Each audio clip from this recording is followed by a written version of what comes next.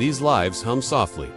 Not erased, just whispered. 1826, 50 years after the Declaration of Independence. Some called it fate, others called it providence. Jefferson and Adams would die on the same day, July 4th. But the truth is, their ideas endured. The frontier and the illusion of endless land to be. American in the 1790s often meant to be moving.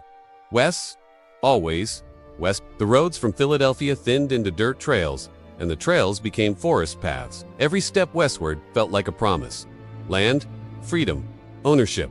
But the land was never empty. Settlers built cabins where native nations had lived for centuries. In Kentucky, in the Ohio River Valley, in what was then called the Northwest Territory. He might bring his wife, who had never known silence so complete. They would cross rivers swollen from spring rains. They would sleep beneath canvas, cook over open fire.